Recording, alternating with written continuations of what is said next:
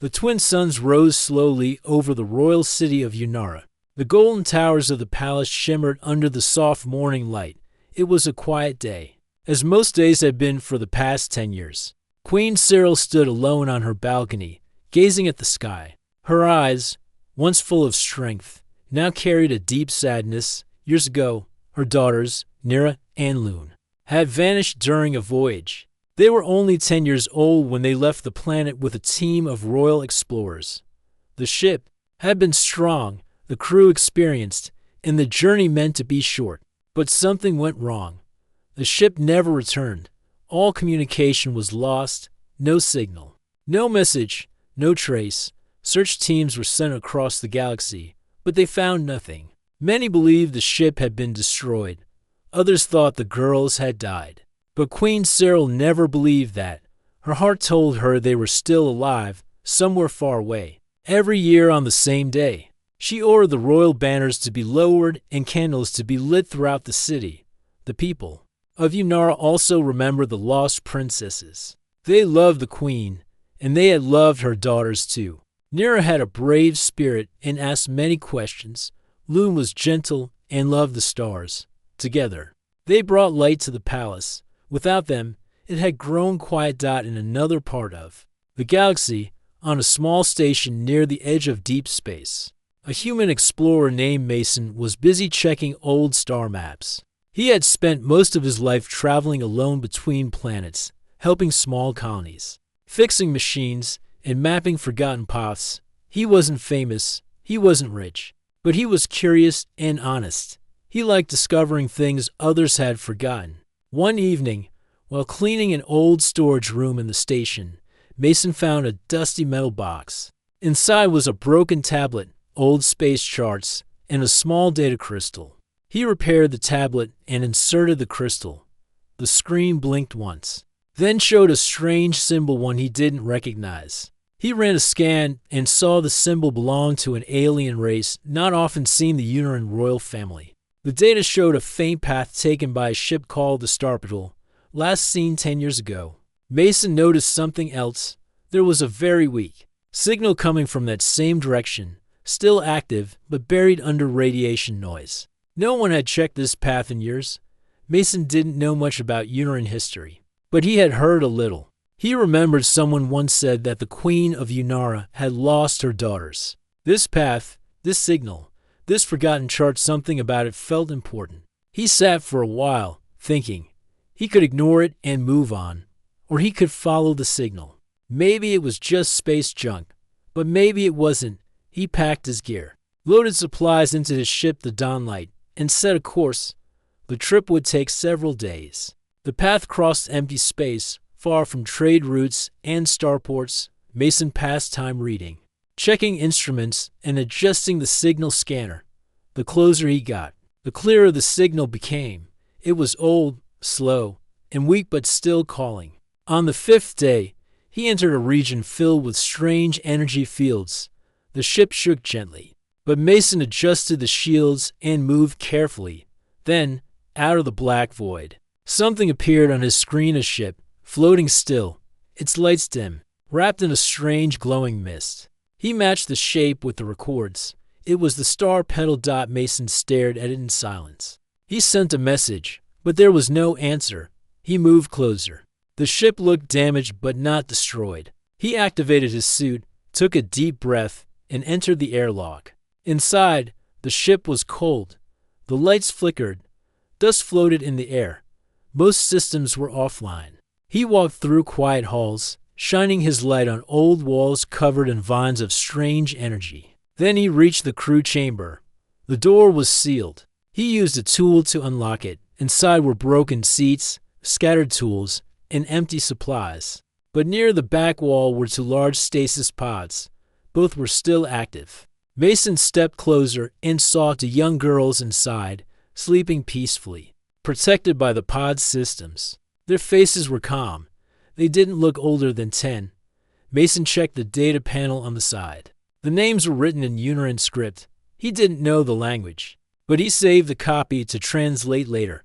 He looked at the girls again. He couldn't just leave them there. He connected his ship's power line to the pods, ran safety checks, and sent a signal back to the nearest station. Then he sat down near them and waited. For the first time in a long time, Mason felt nervous. He didn't know who these girls really were or what would happen next. But he knew one thing for sure. They weren't lost anymore. Mason sat quietly near the stasis pods. The only sound was the low hum of the energy line connecting his ship to the pods. He kept checking the readings. The systems were stable. Life signs were normal. The girls were still asleep, but everything showed they could be awakened safely. He opened a small screen on his wrist tool and scanned the pod data again. This time, with the help of a language converter, the names appeared clearly: Nira and Loon, the princesses of Yunara. Mason's eyes widened. He had heard those names in old space stories. Stories of a strong queen and her brave daughters who vanished without a trace. Some believed they had died. Others thought it was only a tale. But now, Mason knew the truth. The lost princesses were real, and they were right in front of him. He took a deep breath and began the slow process of waking. Then, the system gave a soft beep. The pods lit up brighter.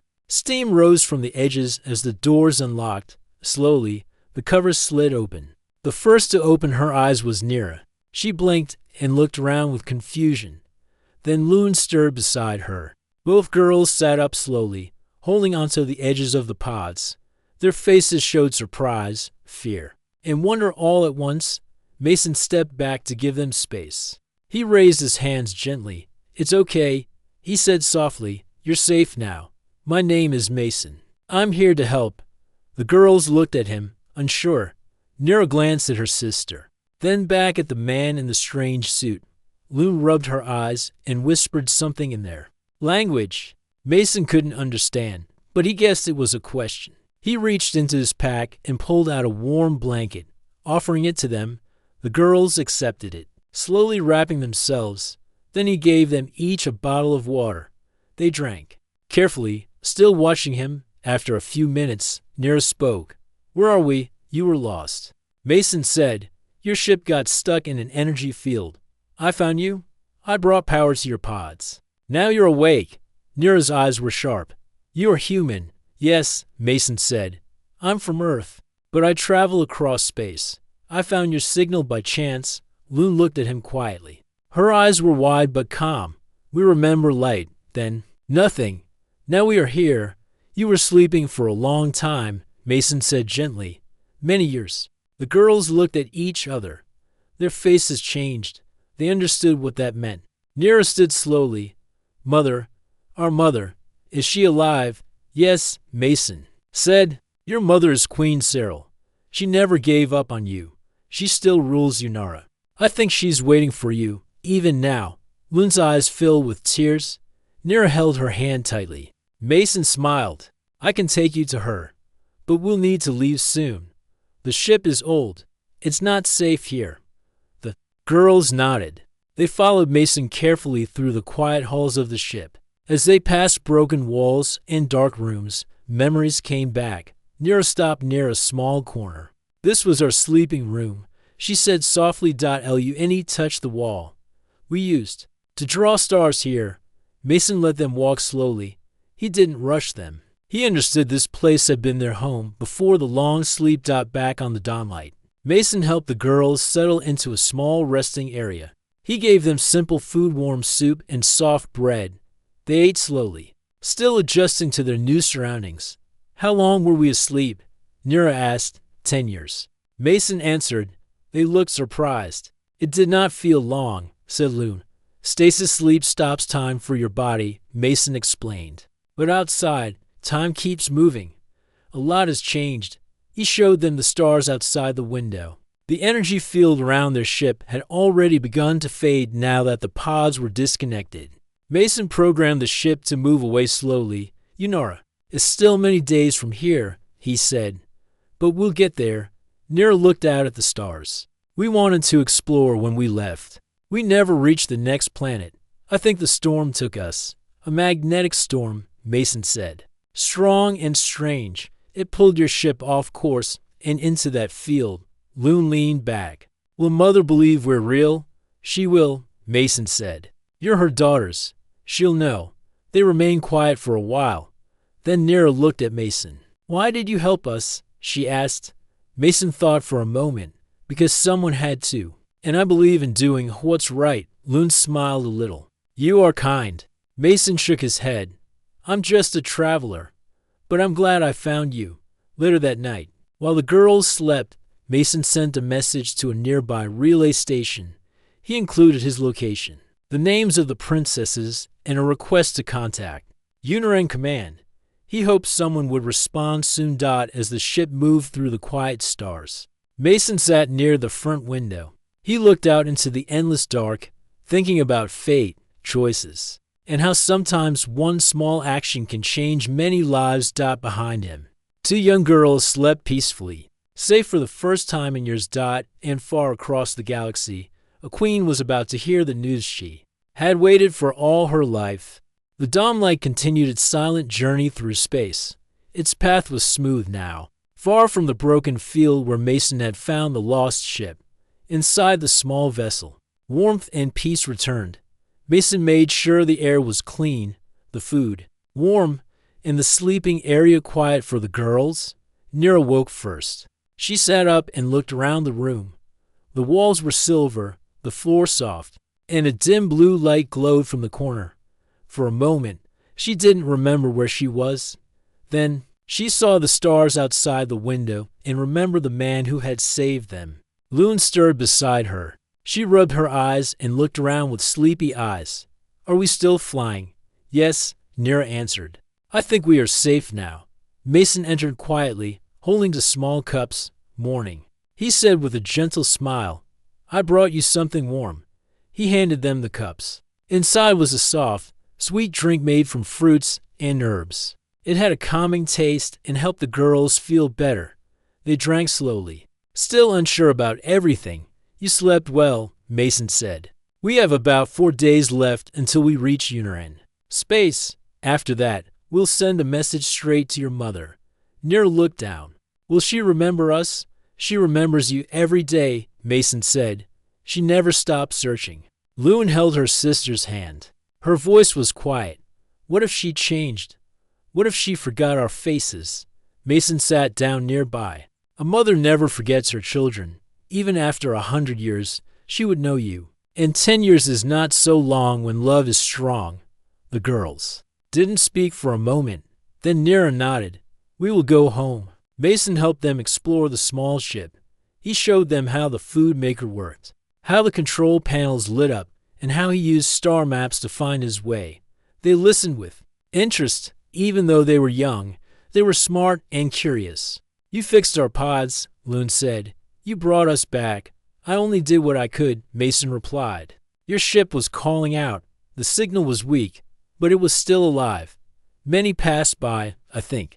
Nira said, but you stopped. Mason gave a small laugh. Sometimes, the smallest voice is the one worth hearing. Later, the girls asked to see the stars. Mason opened the view screen and showed them the path they were flying. Dozens of stars shone in the dark sky. Some were blue, others gold, or red. A large planet passed slowly beneath them, covered in silver clouds. This one is called Saren, Mason said. It's mostly water. No cities, just storms and sea. Loon watched quietly. It's beautiful. They spent time drawing pictures on the ship's tablet. Nira drew ships and shields. Loon drew flowers and moons. Mason watched with a smile. Their laughter brought new life to his quiet ship. That evening, as the stars turned slowly outside, Nira asked a question. Do people on your world know about Unara? Some do, Mason answered, but only a little. Not many humans go that far. Your world is private and peaceful. Most humans think it is just a name in old maps. Do you have kings or queens? Loon asked. Not on Earth anymore, Mason said. We have leaders who are chosen. Some are good, some are not, but many people live free lives. We explore, build, and learn. Do you fight much? Nira asked. Mason paused. Sometimes, but many try to build peace now. I like helping people, not fighting. Nira nodded. Mother always said peace is harder than war, but stronger too. She sounds wise, Mason said. She is, Loon added. She used to tell us stories every night about the stars, about old queens, and about kindness. You will tell her your own story now, Mason said, one she never thought she would hear. Before sleep, Mason gave them each a small pendant from Earth. It was a round stone with a silver thread, simple but lovely. These are for you, he said. To remember this journey. The girls thanked him softly. Loon held hers close. We will not forget. The next day, Mason checked the ship's systems. He sent another message toward Yunara. This one was stronger. He included an image of the girls and a short message. This is Mason, human traveler. I have found the daughters of Queen Cyril. They are alive. I am bringing them home. He knew it would take time to reach Yunara. He hoped someone would hear it soon. As the hours passed, Nira helped Mason with small tasks. She asked questions about engines, maps, and power cells. Mason was surprised by how quickly she understood. You could be a pilot one day, he said. I want to explore again, Nira replied, but only if my mother lets me. Loon spent time reading books on the ship's screen. She liked old Earth stories tales of forests, birds, and people who helped each other. She asked about trees and rivers. Mason promised to show her pictures from his travels. That night, they sat together near the front window. The stars were bright. The ship hummed gently. You know, Mason said, I've traveled for many years, seen many things, but I never found anything as important as this. What do you mean? Nira asked. You, Mason said. Helping you, bringing you home. It matters more than anything else I've done. The girls were quiet. Then Loon smiled. We're glad you found us. Mason looked at them with care. So am I far ahead? Hidden in the sea of stars, the planet Yunara waited. And so did a mother who had never given up. 3 days had passed since Mason left the lost ship behind. The dawnlight moved swiftly through deep space. Nira and Loon had adjusted to the small ship's rhythm. They spent their time learning, reading, and helping Mason with small tasks. The journey so far had been calm, but on the 4th day, the stars ahead began to flicker strangely. The light on the ship's screen grew dim, and the navigation system gave a soft warning sound. Mason looked closer. Something's not right, he said, frowning. Nira leaned over the screen. What is it? Mason tapped the panel. There's a magnetic storm ahead. I thought it passed this region weeks ago, but it looks like it came back. We might be close to the edge of it. Loon walked over slowly. Can we go round it? I'll try, Mason said, but it's spreading fast. He turned the controls, steering the ship away from the storm's center. But the stars began to blur outside. Strange colors appeared in the black sky, like soft waves of purple and green. Then the ship shook gently. Magnetic pressures rising, Mason said. We have to be careful. If the storm hits us too hard, it can damage the ship's systems. The girls looked at each other. Nira stepped forward. What do we need to do? Mason gave her a calm look. You can help me check the power lines. I'll guide you. Nira followed Mason to the side panel. We're a group of wires and blinking lights connected to the energy core. Mason pointed. These lines send power to the shields if they weaken. We need to fix them fast. Nira nodded. She watched carefully as Mason showed her which wire to check and how to read the numbers. She was fast to learn. Her hands moved with steady care. Loon stayed near the front window, watching the stars. Then she noticed something. The clouds, she said. They're moving toward us. Mason looked up. The edge of the magnetic storm was shifting. It was pulling energy from nearby space, and the ship was being drawn in. He quickly returned to the controls. We're going to feel a strong wave soon. Hold on to something. The ship shook harder. Lights blinked across the panel. The outside view was now filled with moving light and fog-like shadows. The shields made a soft hum as they struggled to hold. One of the wires is glowing, Nira said from the side panel. It's turning red. Cut the power from that section, Mason said quickly. Use the tool on the left. Nira picked up the small round cutter and gently turned off the power flow. The wire cooled down. The light stopped blinking. "You did well," Mason said. "Very well." But the storm was not done. Another wave hit the ship. This time, a sharp sound came from the back engine room. The rear power cell took a hit. Mason said, "I have to check it." He stood, but Nira stopped him. "Let me go." "You're flying the ship." Mason looked at her, surprised. "It's dangerous." "Back there. I'll be careful," she said. He gave her a light and a small tool. "Check the blue box near the back wall. If it's loose, lock it again. If the panel is open, close it and tighten the side latch." Nira nodded and ran down the narrow. Hall.lu Annie looked at Mason. "She's brave." "She is," Mason said. "She reminds me of someone I knew when I was younger." Nira reached the engine room and saw the blue power cell shaking slightly. Sparks flew from one side. She moved quickly, pressing the control to shut down the flow. The sparks stopped. She pulled the panels shut and tightened the latch just as Mason had said. "Done," she said through the small speaker. "Good work," Mason replied. "Now come back. We'll need your help up front." Another wave hit the ship. This one was softer. The light steadied. Mason checked the screen. "The storm is starting to pass," he said. "One more hour, and we'll be through." When Nira returned, Mason gave her a soft smile. "You just saved the ship." She smiled back. "We all did it together." Loon looked outside. The lights in the sky began to fade. The stars became clearer again. The strange fog was gone. They had passed through the worst part. Mason leaned back in his chair. "That was close. If we had stayed inside the storm another hour, we might have lost control." Loon placed her hand on the window. It was scary, but also beautiful. Nira sat beside her. "We were lucky." Mason nodded. "We were more than lucky. We were strong. We helped each other. That's what matters." He checked the ship's systems again. Everything was stable now.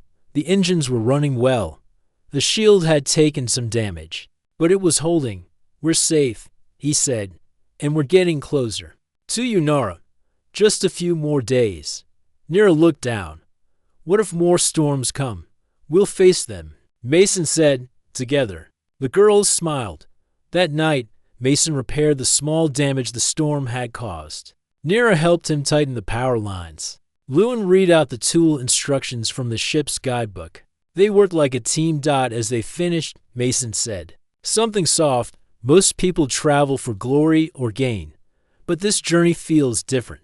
It feels like a promise kept." Nira looked at him. "You made a promise?" "I didn't have to say it out loud," Mason said.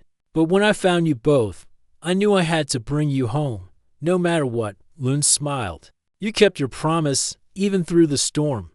The dawnlight moved onward, leaving the storm behind. Ahead, the stars shined brighter and far in the distance. The royal planet Unara began to glow like a small green light. On the royal planet Unara, the air was quiet and cool. The tall towers of the palace stood under a silver sky, and the soft wind carried the sound of birds flying over the garden walls. In the heart of the palace, Queen Cyril sat on her throne. Her eyes focused on a small screen glowing in her hand. For many years, no message had brought her hope. She had learned to keep her feelings inside.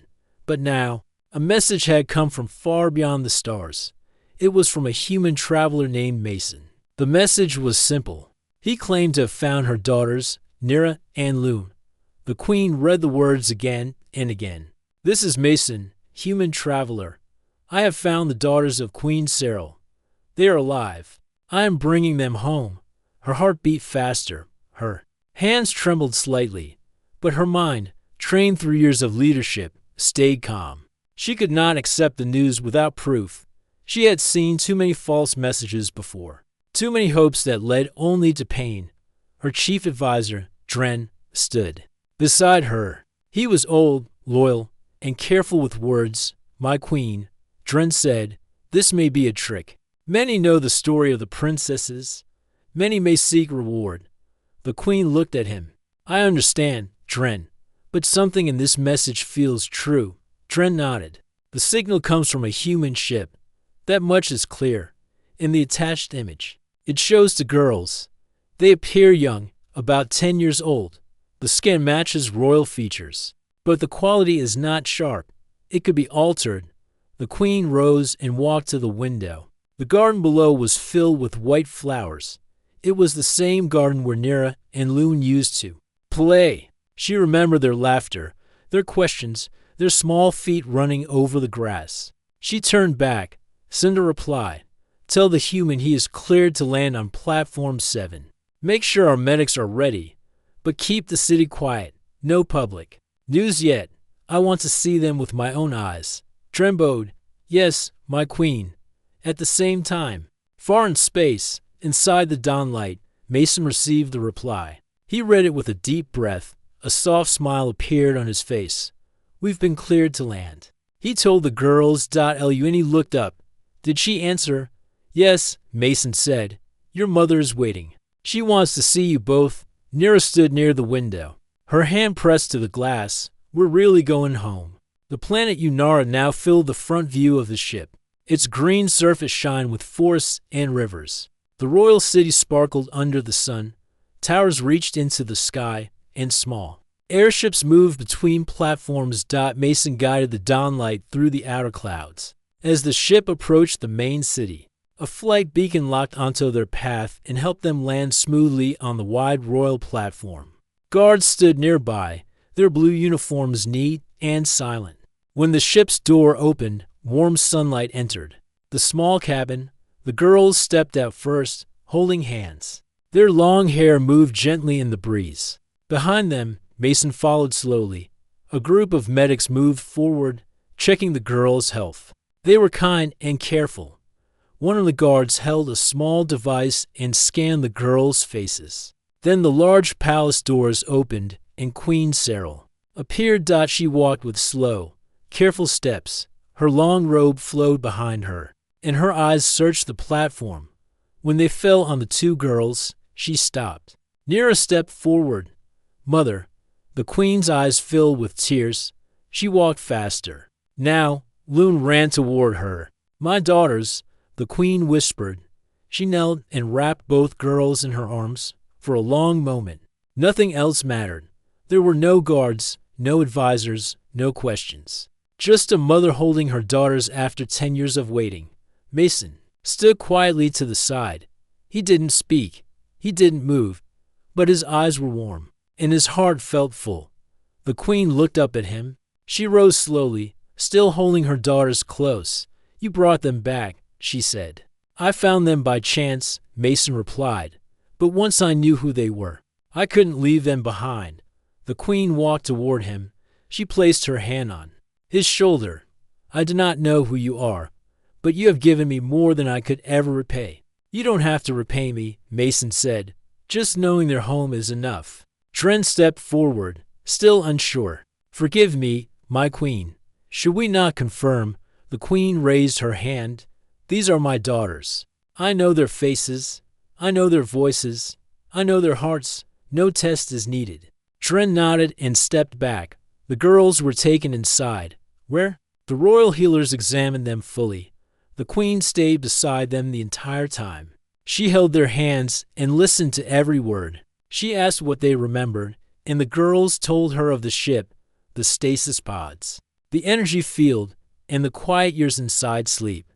They spoke of Mason, his kindness, his ship, the storm they crossed together, and how he never gave up. The queen listened with silent tears. When the story was done, she called for Mason to enter the hall. You are not only a traveler, she said, you are a protector, and from this day forward, you are welcome on Unara as a friend of the royal house. Mason bowed his head. Thank you, Queen Cyril. That night, the palace lit its highest tower with a golden flame. It was the first time in 10 years that the flame had been used. All across the city, people saw the light and whispered, wondering what it meant inside the palace. The queen sat with her daughters. Their voices filled the halls once more. And in a quiet corner of the palace garden, Mason looked up at the stars, knowing that something beautiful had just begun. The next morning, sunlight poured into the grand palace of Unara. The city below was awake early. The people had noticed the golden flame on the tallest tower the night before. It had not been lit in 10 years. Many whispered and guessed what it meant. Some believed a war had ended. Others thought the queen had made peace with another world. But no one knew the truth. Inside the palace, the queen walked through the long hall with her daughters beside her. Nira and Loon wore soft royal robes, simple but elegant, in shades of green and silver. Their hair had been brushed gently, and flowers from the royal garden were placed behind their ears. Their eyes were bright, though they still held memories of long sleep and dark space. Queen Cyril smiled at them, but her heart was still careful. She had waited too long to call it a full joy. It still felt like a dream, but with each moment, her daughters grew more real again. Today, she said, I will tell the people. They have the right to know, and they must see you with their own eyes. The girls nodded. They were ready. Mason stood near the edge of the room, quiet and thoughtful. He had been given a guest robe in a private room, but he spent most of his time near the gardens. He had never stood in a palace before. He did not know the rules or the customs. Still, he watched with respect and calmness. When the queen walked toward him, he bowed lightly. Good morning, Your Majesty. Good morning, Mason, she replied with a kind voice. You have changed this palace. You have changed this world. I only followed a signal, he said, and helped who needed help. That is what makes your stories special, the queen said. You acted with heart, not for reward. The royal horn sounded through the palace. Outside, a large gathering had started. In the main square, the queen stepped onto the high balcony, holding one hand of each daughter. Mason stood behind them, out of sight, watching from the side. The people below saw the queen first. Then their eyes went wide with surprise and joy. Gasps and cheers rose through the crowd as they saw the two young girls beside her. The queen raised her voice. People of Unara, I bring you truth today. My daughters, Nira and Loon, who were lost 10 years ago, have returned. They were not gone forever. They were not taken by war or time. They were saved by hope and by the courage of one traveler from Earth. The crowd grew quiet to listen. She continued, This man, Mason, found them. He risked danger. He brought them across the stars. He crossed storms and silence to bring my children home. For that, we owe him not only thanks, but friendship. Mason was called forward. He stepped into view. The people saw a simple man, wearing a plain robe, but with calm strength in his face. Some clapped, others bowed. Many simply looked at him with wonder. Later that day, a quiet celebration was held in the royal garden. It was not loud or grand. It was peaceful and gentle, like the return of a long-lost melody. Children sang old Unaran songs. Flowers were placed in the fountain. Small candles floated in the water, each one lit for a year. The princesses had been gone. Mason sat under a large silver tree, watching the light dance on the leaves. Nira came and sat beside him. Are you happy to be here? She asked. Yes, Mason said. It's the kind of peace most travelers never find. You look like someone who doesn't stop moving, Nira said. Mason smiled. Maybe not for long, but this is a moment I will always carry with me. Loon joined them, holding a small folded paper. She opened it and showed a simple drawing. It showed a ship in the sky, with stars around it, and 3 small figures inside. This is us, she said, flying through space. Mason looked at it. That's beautiful. I want to visit your world one day, Loon said. You should, Mason replied. There are forests, oceans, and mountains. It's not perfect, but it's full of wonder. The queen approached them. She looked at the paper, then at Mason. I have spoken with my council, she said, and we have agreed to offer you a title. Mason raised an eyebrow. A title? Not a royal one, the queen said with a smile, but one of honor. From this day, you will be known on Unara as the star-bearer, the one who returned light to our sky. Mason was silent for a moment. Then he nodded. I'm honored. You are free to return to Earth whenever you choose, she added. But if you ever wish to stay, a place will always be here for you. Thank you, he said softly. I think I will rest here for a while. That evening, as the sky turned silver, Nira and Loon stood at the garden wall, looking at the stars. They pointed at the places Mason had shown them on the ship, the storm path, the lost zone, and the bright star above Earth. "Do you think we'll travel again?" Nira asked. "Maybe one day," Loon said. "But not alone. Not without each other." Mason joined them, carrying 3 cups of warm fruit tea. They stood together, watching the night come. The Queen watched them. From the balcony above, she placed her hand on the stone wall, closed her eyes, and breathed deeply. Her daughters were home. Her heart was whole again, and the light of hope, once so dim, now burned bright once more. The palace was alive with soft light and quiet voices. The long days of waiting were over. Now, the future stretched wide like the stars above Unara. Queen Cyril stood once more on her balcony, looking out over the city. Below, the people moved peacefully through the streets. The golden flame still burned bright in the highest tower. A symbol of hope returned. Nira and Loon had begun their new lives as princesses once again. The palace was no longer silent. Their laughter filled the halls. Their questions sparked new ideas in the Queen's mind. The world felt alive. Mason had found a home on Unara. The title of Star Bearer was more than words to him. It was a promise, one he kept with quiet pride. That morning, the Queen called for a council meeting. The room was filled with advisors, scholars, and leaders from across the planet. They gathered to discuss the future. "My daughters are safe," the Queen said, her voice steady. "But we have much work to do." She looked at Nira and Loon, who stood beside her, calm and ready. "The galaxy is large." The Queen continued. "Many dangers still exist, but also many chances to grow, to learn, and to build peace." Nira stepped forward. "We want to help. We want to explore. But we will do so wisely, with care." Loon nodded. "We want to bring knowledge back here, to help Unara be strong."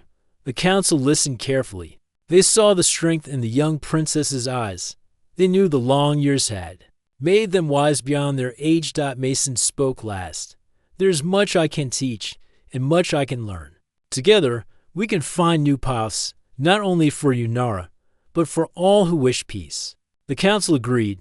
Plans began for new explorers, new ships, and new missions. Unara would open its doors to the stars again. Later, Mason walked with the princesses in the royal gardens. The air was fresh, filled with the scent of blooming flowers. "Do you miss your old life?" Mason asked. Nira smiled. "Sometimes, but this is our home now." Loon looked up at the sky. "And the stars are our guide." Mason nodded.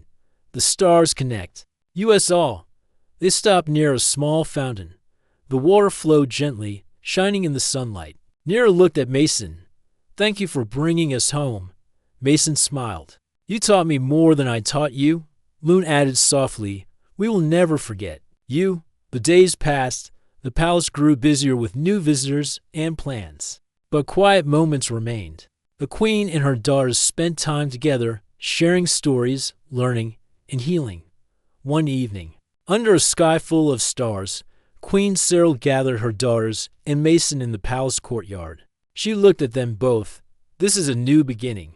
Not just for you, but for all of us." Nira and Loon nodded, holding each other's hands.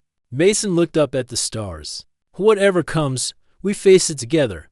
The Queen smiled. "Together." As the golden flame burned high, the light spread across Unara like a promise kept. The lost daughters had come home. A human had brought them back, and a new story was ready to be written, one of hope, courage, and the unbreakable bonds that connect all worlds. The end.